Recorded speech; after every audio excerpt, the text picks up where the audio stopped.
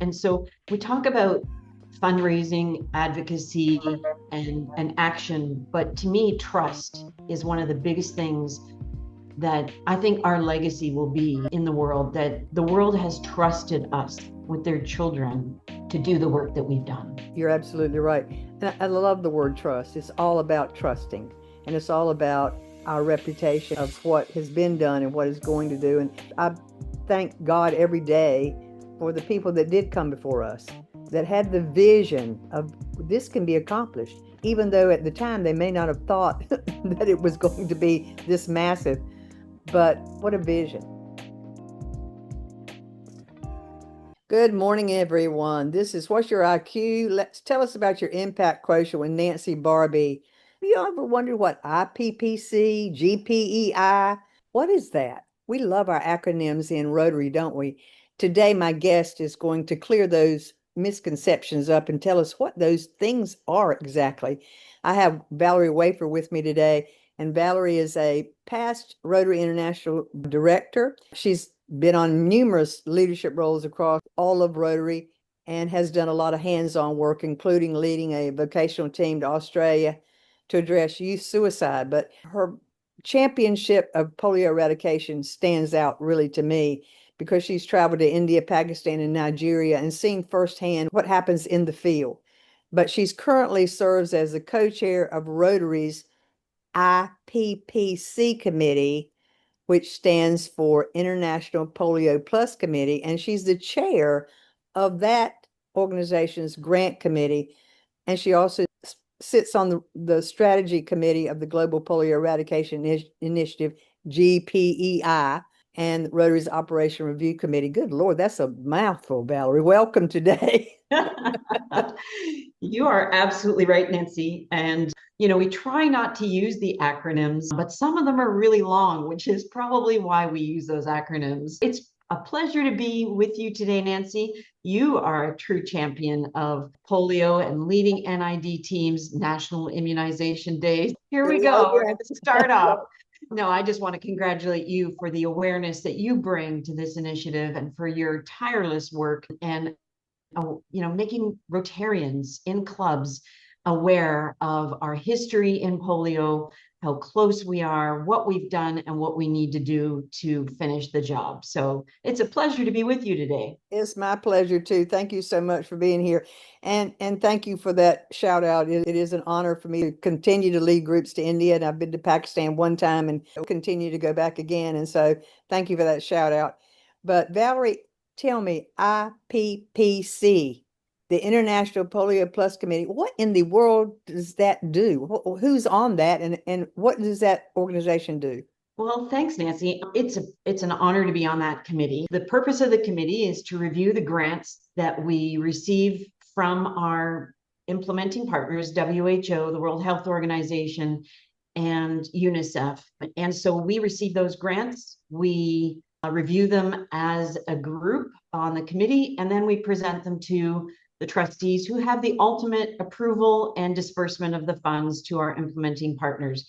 Of course, part of that committee is fundraising, which is a huge part of what we do in Rotary. And, big shout out to all our Rotarians who have been tirelessly, being advocates as well as raising money in all their unique and creative ways that they do, jumping out of airplanes, pinky campaigns, bruise for polio, et cetera, et cetera. It's always amazing to see the innovative ways after all these years that we still keep that energy up around fundraising. So of course, a lot of the districts are doing their own things as well as like PolioPlus committees, which we can talk about a little bit later. We also approve some of the awards that go to our champions at the district level for national work and local work. So the IPPC has a broad range of things that we do, all centered on polio, down to communication as well. But we report to the trustees, and the trustees have the final say on the money that is dispersed and the work that we do. Just as a reminder to everybody, all the Rotarians, the Rotary, the eradication effort is the Rotary Foundation's #1 priority in the world. And so it's really important. And we certainly do collect a lot of money, which is wonderful. I've not seen anybody say, no, I'm not giving to polio. which is very inspiring and motivational. But tell me a little bit, you said grants. Now, you receive grants. Where do those grants go? I mean, where do you send the money? How are they dispersed? So first, let me start at the beginning, as I'm the chair of the grants committee for the IPPC. And what we do is we meet with our implementing partners in person at the beginning of the year. And we'll be heading to New York actually this year in September. And we will meet with WHO and UNICEF and Gates. The monies go to WHO and UNICEF, which is part of our arrangement with the Gates Foundation. And so we will meet in person, and we will meet for 3 days for intensive meetings around updates on where we are in the world, with our endemic countries and with our variant polio virus as well.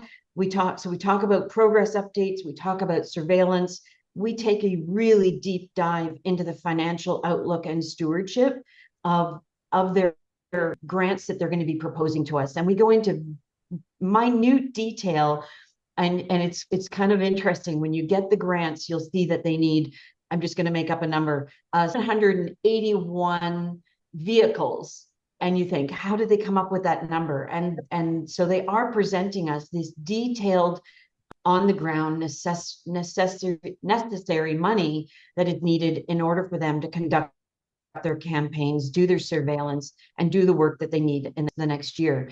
So we meet once a year, we go over all of that. The stewardship is incredibly important, to know that every dollar that is contributed by our Rotarians, matched of course with Gates, is used in the way it is intended. So each grant is given a number, just like through our foundation. There is certified financial reporting at the end of the grants and progress reports as to the grants. And there's an end date as well. So, I think the thing to come out of the grant conversation is to know that every dollar that is contributed is accounted for, is very carefully allocated, especially today where we have some funding cutbacks, of course, 30% funding cutbacks because of, reallocation of priorities by country. I'll just say it that way, in this geopolitical world that we're living in, and some of the changes and reallocations we need to make. So I also want to assure all the listeners and all the donors that value for money and finding savings is happening all along the way.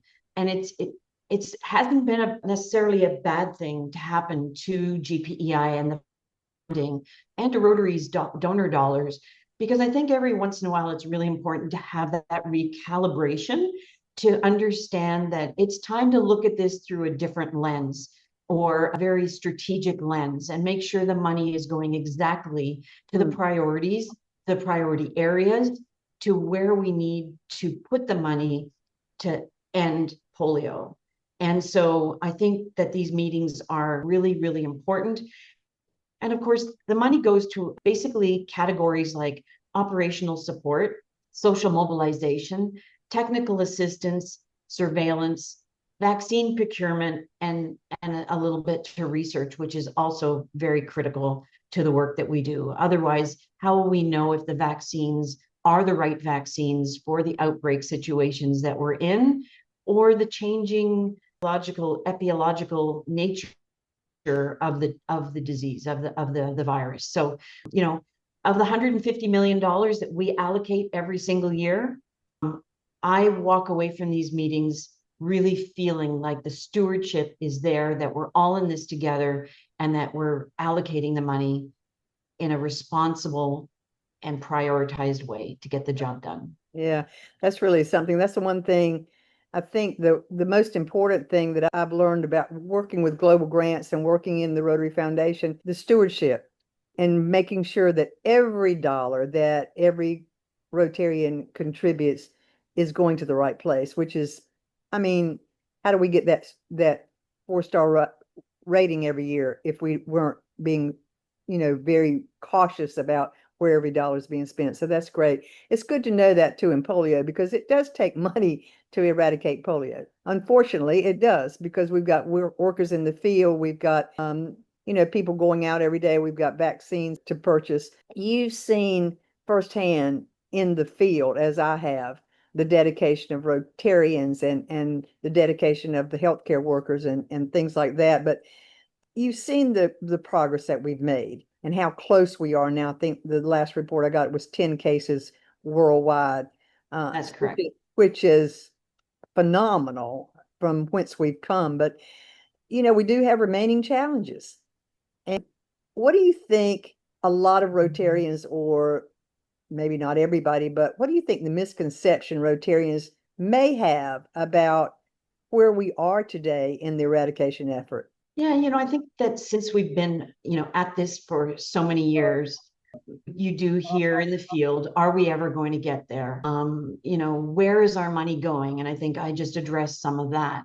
The interesting conversation I had with a very knowledgeable Rotarian recently was they didn't realize the multiple times we need to immunize children. And so, there's a misconception that we're missing a lot of children, and we are.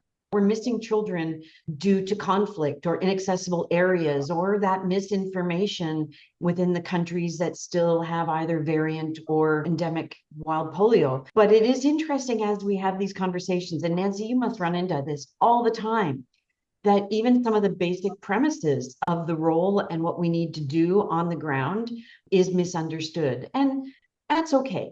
As long as we understand that we have a job to do and that we can't stop until we finish. I mean, we know that if we do not finish this job, we will have 200,000 children paralyzed every single year by 10 years, from now. And how can we live with that? Our legacy is that we are going to get this job done, and it's going to be something that we're extremely, extremely proud of. One of the things that we're working on as well with the communications committee of Rotary International is starting to put together our communication, what this looks like when the job is done. And that's not something that you can do once we get there. You need to build those stories today, and we need to hear from the Rotarians about their experiences on the ground. And when we tell our stories, those misperceptions or that knowledge of what we have actually accomplished or what needs to be done is really the biggest impact that we can make. And so we're really working on building those stories. I know we were collecting stories in Taipei from Rotarians, and I'm sure, Nancy, you were probably interviewed about your impact, and your story is incredible. And we need to tell those stories today so that Rotarians do understand why we're still fighting this fight, why we're still doing this work. Because when we talk about the change that we're making, that a child is walking, we're now able to say 22 million children are walking because of the efforts that we've all made. And that's not just, you and me doing things at the level maybe that we're doing. It's everyday Rotarians. It's every Rotarian who has held a fundraiser, who has told somebody about the importance of vaccines, who has contributed themselves to polio. So it's at every single level. Absolutely. It's amazing to me. A lot of Rotarians that I talked to, I didn't know this when I first started in the polio eradication effort, that there were so many people that were connected to polio survivors, that someone in their family, or they knew someone in their community, or they went to school with someone that had polio. And all of those stories have begun to come out. So we need to remember too, it's not just in Nigeria, Pakistan, India, where these outbreaks are happening. They happened right here in our country, in your country, and I mean, around in other places of the world that you wouldn't ordinarily think. So we need to remind people of that there are people in, in the United States, there are people in Canada that are polio survivors. And if you don't understand why it's important, maybe you need to talk to them too. Well, and the other thing I haven't actually thanked you for is the work that the advocacy group in America does to get level funding. And I'm on the Canadian advocacy group here, and I know we have advocacy groups around the world, and we still have generations with us. You're absolutely right, Nancy, who experienced polio when they were children, who couldn't go to summer camp, who couldn't swim in pools. Some of our leaders, both countries and in all of our countries, that are sitting right now in influential positions are polio survivors. Right. And that is a really important touch point and awareness that we all need to continue the conversation. And it's always people who have a voice who can make a difference. And so as we connect with these people and remind them as Rotarians that we are still trying to make the world a better place to get rid of this disease, we need their voices too, right? And I think that that's a really important point. Absolutely, absolutely it is. And which brings me to my next question. We talked about the money side of everything and the science behind polio eradication, but you've been in the field, you've met people around the world, and can you share maybe one story of a healthcare worker or a Rotarian, a parent or a survivor whose courage really changed the way you think about polio and polio eradication effort? Have you got one story that, I know you probably got 100 of them, but is there one that really resonates with you? Well, and I'll speak about my recent trip to Nigeria, which was my first time in Nigeria, not in Africa, but in Nigeria. And of course, Nigeria is our hotspot right now for variant polio. And meeting with some of the health commissioners and hearing their commitment, and many of them, have worked for WHO in the past or UNICEF in the past. And so they bring that knowledge. And we're so lucky to have people in those positions at that level within those countries who can tell those stories. So really, really inspiring to me to know that there are high level advocates in those countries that are really pushing the agenda, because it really does come down to the political parties and their acceptance to make this a priority, not only from a funding point of view, but just an advocacy point of view in their local health clinics. So seeing the health clinics in Nigeria all set for national immunizations, supplementary immunization days, outbreak. It's really amazing to see that on the ground and see the intake at these healthcare centers, the healthcare workers sitting down with parents and explaining to them the importance of immunizations of all kinds. And of course, integrated services is really the way we're going to get this done, where we offer to parents a lot more than just polio, because there is a certain amount of fatigue that is happening when we keep saying your child needs to be immunized numerous times for polio, and they start to become a little complacent. But when you start to add that plus that we always talk about with polio to parents, whether it's an incentive of rice or noodles, or it's measles or rubella or deworming, so it's the overall health of their children. So that really, really inspired me to see that in the local health clinics.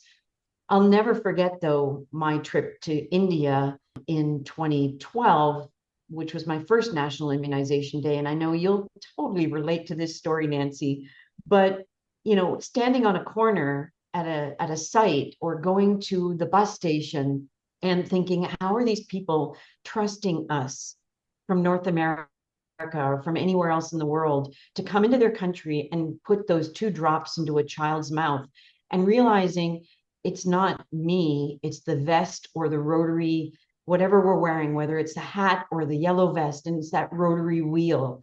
And it's the reputation of Rotary around the world for everything that we represent and everything we have brought.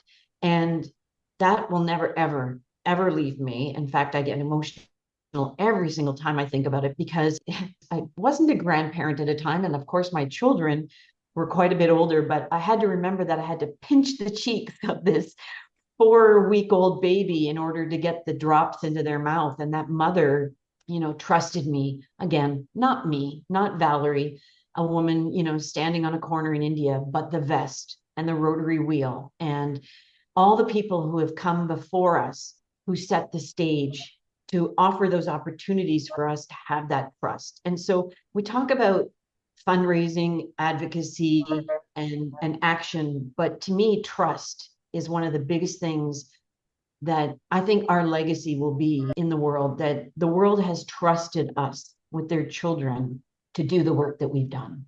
And we have to own that trust and get the job done. You're absolutely right. And I love the word trust. It's all about trusting, and it's all about our reputation of what has been done and what is going to do. And I thank God every day for the people that did come before us, that had the vision of this can be accomplished, even though at the time they may not have thought that it was going to be this massive. But what a vision!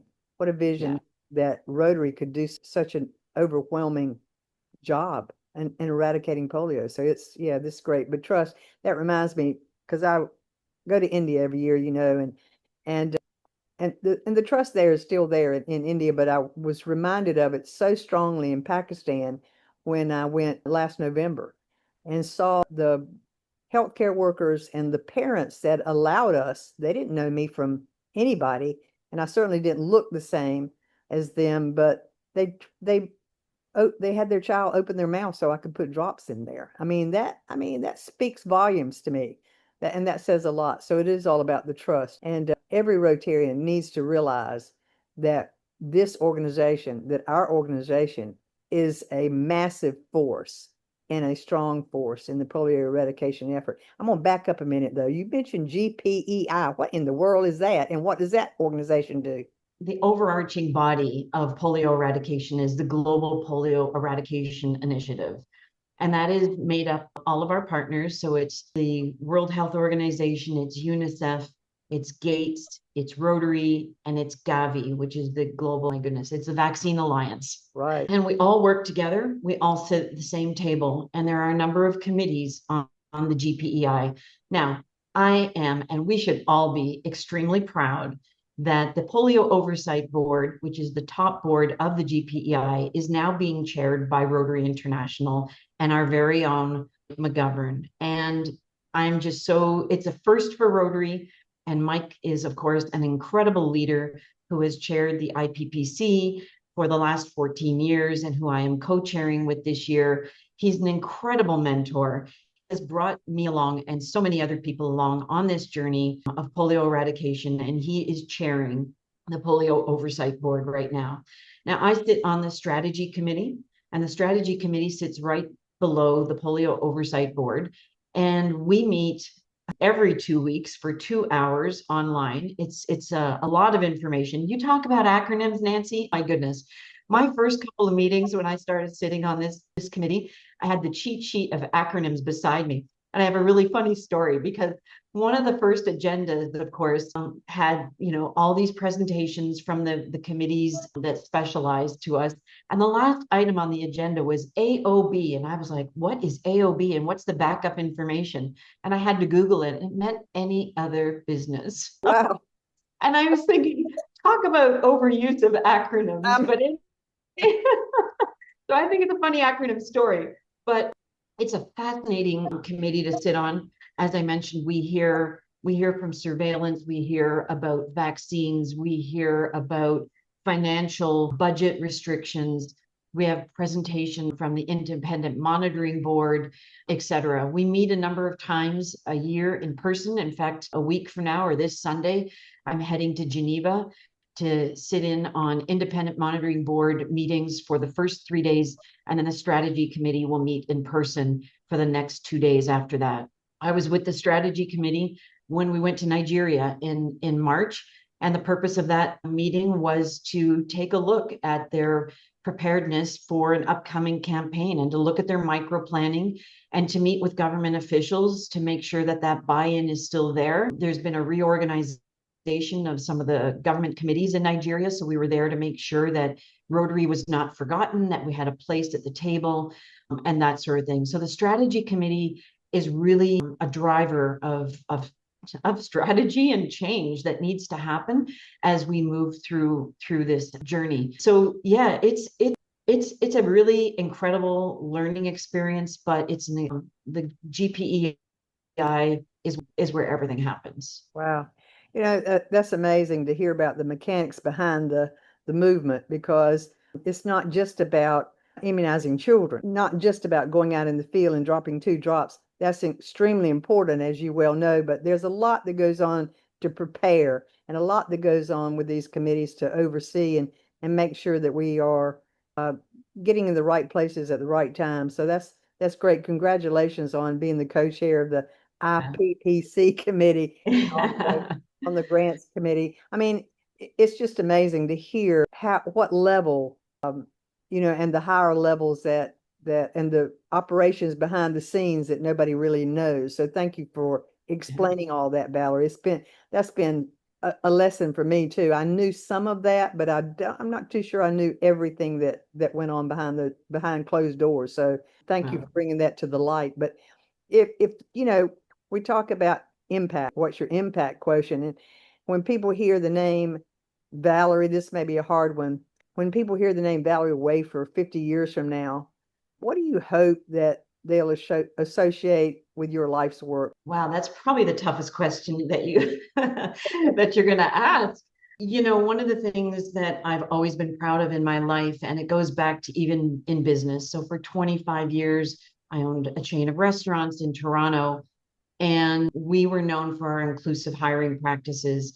And so whether it's, the work I do in Rotary at any level, on any committee or any leadership, or the work I'm doing right now with polio, I really do believe it's about providing inclusive opportunities for everyone. And, whether that's in leadership in Rotary, bringing the best to everyone forward and nurturing that and having every voice around the table, or providing equitable access to healthcare for children.